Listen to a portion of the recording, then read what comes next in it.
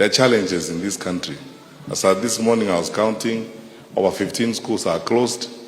We have very fundamental challenges. In fact, today, I would like to step out of the political thing and speak as a responsible parent and a responsible citizen and ask our president, the minister, and the people in the education sector. It's abundantly clear that you have a problem and you have a crisis. And there is no reason why to be arrogant and refuse to accept what everyone can see. Muko na shida. And the sector has been very badly mismanaged.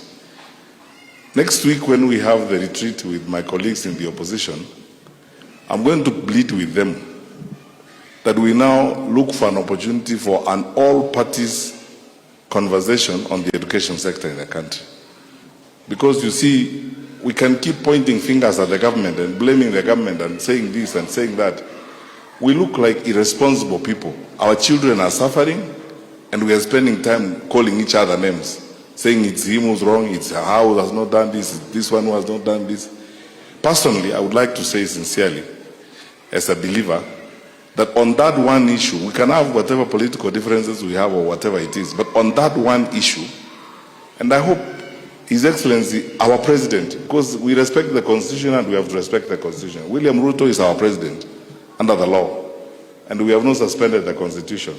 So I hope our President will see it as a genuine and sincere need for us to have an all-parties conversation on the education sector in the country.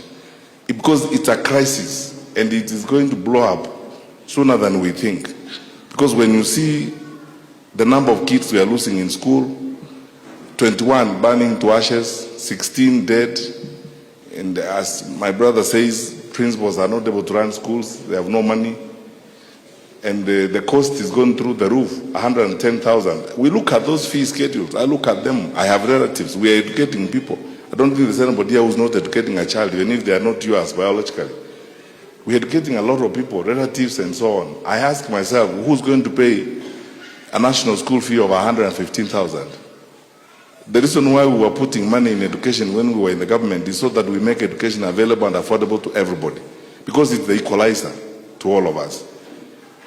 Sisi tunataka watoto waende shule, waendelee kusoma.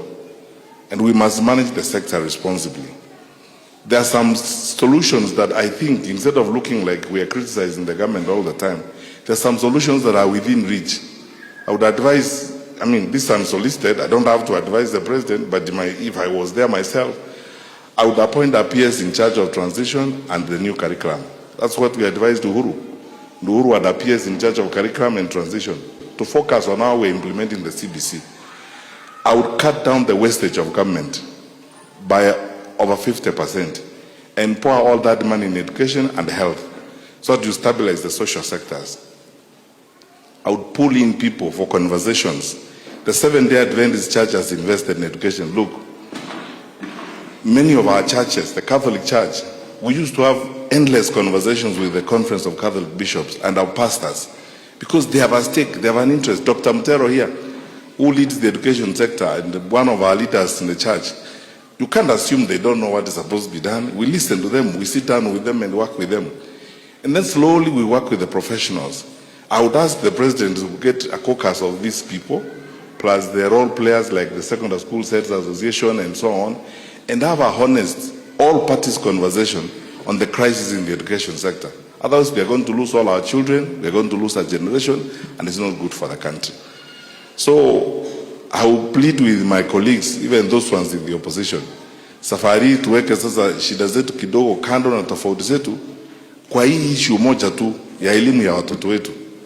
Tukae chini tuone vile tunaweza kuzungumza, and I hope the government will also be reasonable and stop being arrogant and face the challenges they face. And the president can get competent people, they are there in the country.